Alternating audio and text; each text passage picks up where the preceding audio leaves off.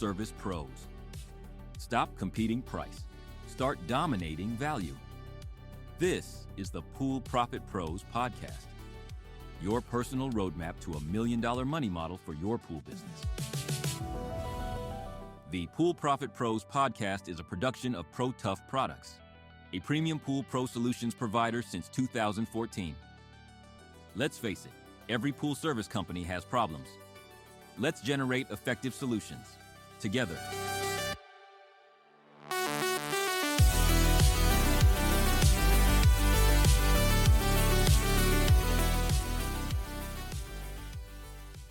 Welcome back, everyone, to episode 2 of Pool Profit Pros. If you were with us last time, you'll know we started talking about a really big shift. Moving your business away from that constant, draining race to the bottom on price. And instead, building out your premium, let's call it $1 million money model. Yeah, we introduced that concept of the Grand Slam offer last time, and today, we're really digging into what I think is the most critical piece of that offer. It's the absolute foundation if you want to justify charging premium prices. And that is completely eliminating the risk for your client. We call it a risk-reversing guarantee. And for pool pros, specifically, the crystal clear commitment. Okay, and the mission here today, for you listening, is this. We need to help you craft this commitment. It needs to be so incredibly solid, so appealing, that your potential customers would feel, frankly, a bit silly saying no, even if your price is higher. The goal is an offer so unique in its promise that it just can't be compared to anything else out there. You basically create your own category. You're not just another pool cleaner anymore. Exactly, because when you're selling certainty, guaranteed results, the conversation shifts. It stops being how much and starts being, okay, how do I get started? Yeah. And that shift, that's where the real profit potential lies. All right, let's unpack the psychology behind this first, because I think this is a big hurdle for a lot of business owners. The gut reaction when things get tight is, drop the price. So why is removing risk, which feels like taking on more liability, actually stronger than just cutting the price? Well, you really put your finger on the core issue, the commodity trap. When price is your main focus, you're basically telling the market, hey, I'm just like the other guy. I use chlorine, he uses chlorine, we both have nets. And customers then treat pool service like buying milk. If it does the job, they'll just grab the cheapest one. Right, so you're stuck competing on minor features or that small price difference, not the actual outcome they want. Exactly, but a really powerful, unique guarantee. It completely reframes what your service is. Suddenly, you're not haggling over $10 a month for chemicals. You're selling confidence. You're selling speed. You're selling peace of mind. We're tapping into that fundamental human psychology, the idea that the fear of loss is actually way more powerful, maybe twice as powerful as the desire for gain. That's huge. People are much more worried about paying, say, $300 a month and still ending up with a green pool than they are excited about maybe saving $50 a month with some lower bid they don't fully trust. Precisely. And the guarantee hits that fear head on. By guaranteeing the outcome they want, you dramatically increase what we call the customer's perceived likelihood of achievement. That's one of the 4 big drivers of perceived value. And if you can remove that doubt, the doubt they'll actually get that sparkling, ready-to-swim pool, well, then they're often happy to pay a pretty significant premium for that certainty. It's kind of like why people buy brand name medicine sometimes, right? Even if the generic has the same stuff in it.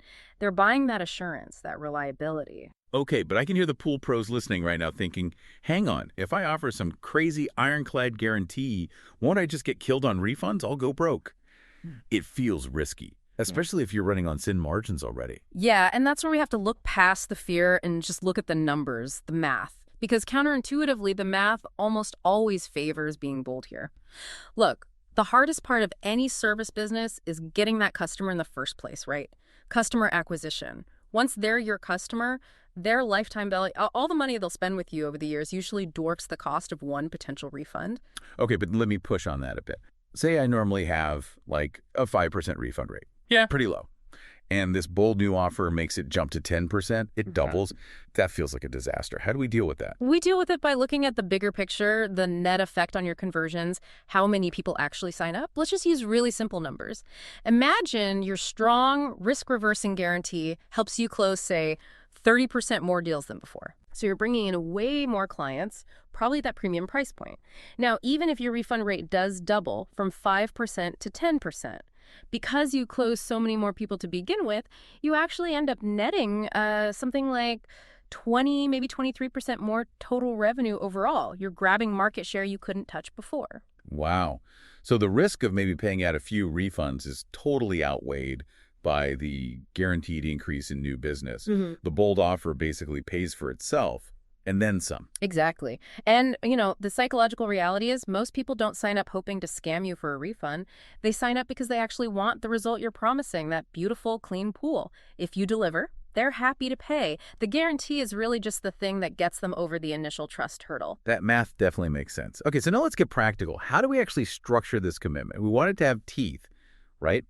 But we also don't want to just open the door for lazy customers or people looking to take advantage. It needs to feel professional, not just some vague satisfaction guaranteed thing. Yeah, you nailed the key difference there. We're not talking about a satisfaction guarantee. That's too wishy-washy, too subjective. We're building what's called a conditional service guarantee. The key word is conditional. It's defined by specific terms and conditions. And we use what I call the or what rule. The or what rule? Okay, tell me more about that. It just means any real guarantee needs a clear statement defining the consequence for you if you fail. It sounds like if you don't get X result within Y timeframe, then we will do Z. Without defining that or what, the specific penalty or remedy, the promise just feels weak. It doesn't have bite.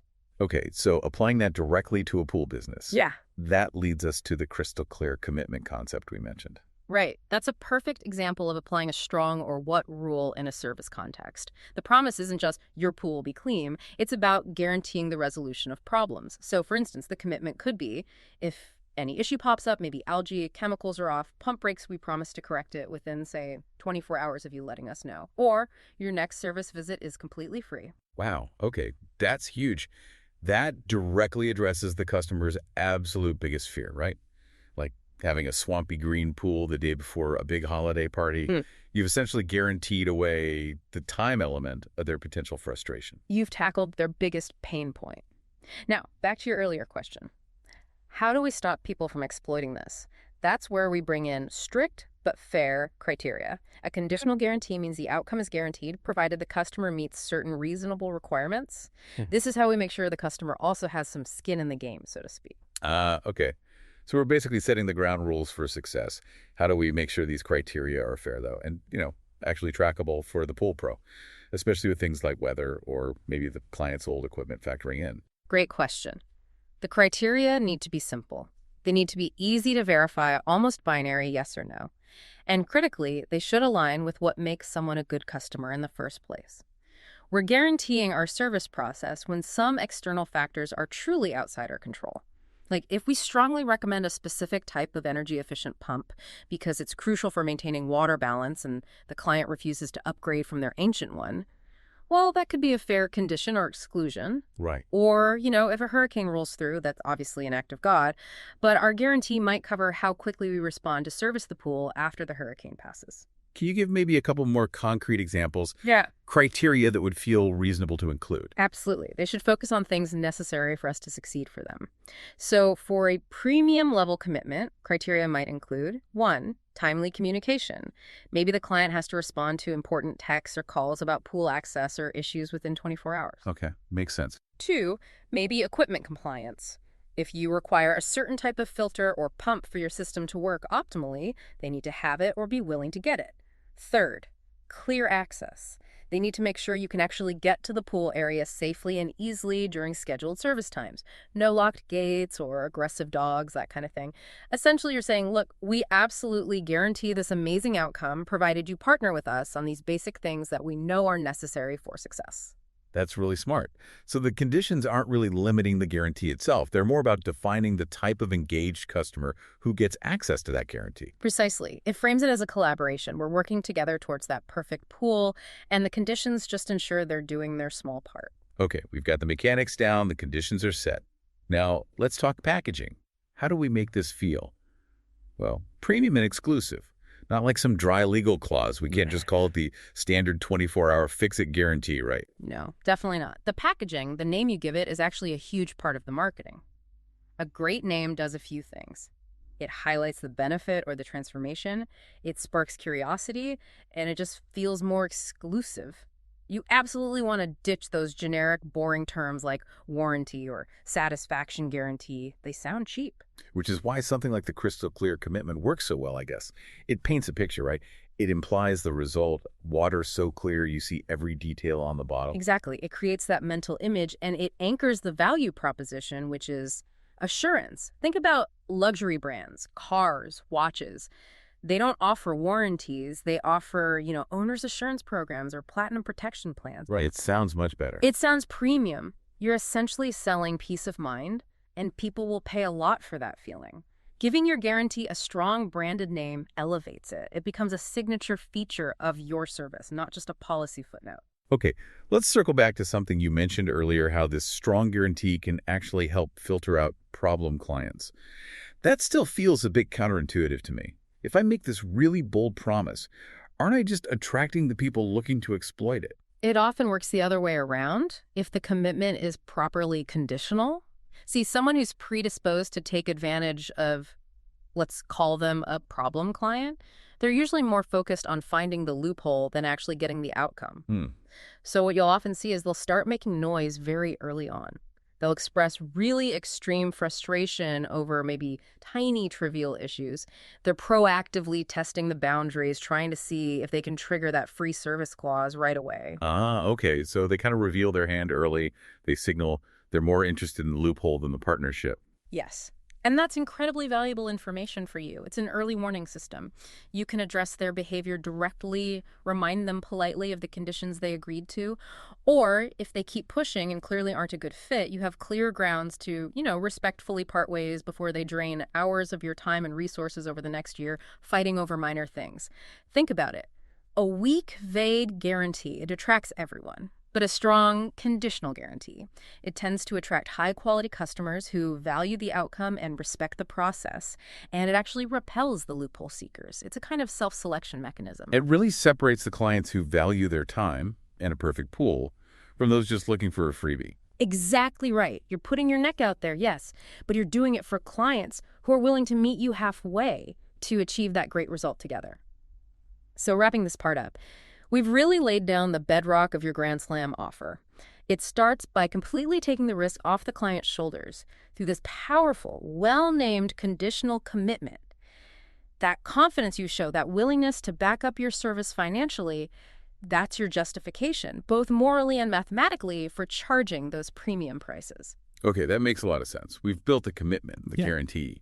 But we're not quite done making the case for that premium price, are we? To really make customers feel like saying no would be foolish, we need to fully explain the total value they're getting, both, mathematically and emotionally. It's got to be about more than just the water clarity. That's exactly right. The commitment powerfully addresses one key part of the value equation, that perceived likelihood of achievement. But there are three other crucial components we need to master: defining the dream outcome clearly, minimizing the time delay to get it, and reducing the effort and sacrifice required from the customer. And that sets us up perfectly for episode 3. Next time, we're going to dive deep into that full value equation. We'll break down all 4 parts and show you exactly how to apply them to your pool service business. We'll really explore how you quantify the value of things like saving your clients time, ensuring their kids' safety, all that peace of mind stuff, so you get paid what you're truly worth. Absolutely. So until then, the key takeaway is this: your willingness to really stand behind your service with a strong, specific commitment defining exactly what you'll do if you fall short. That is probably the single biggest psychological tool you have. It differentiates you instantly and helps end those price wars for good. Don't be afraid to be bold with your guarantees. The math works, it attracts better clients, and it filters out the headaches early.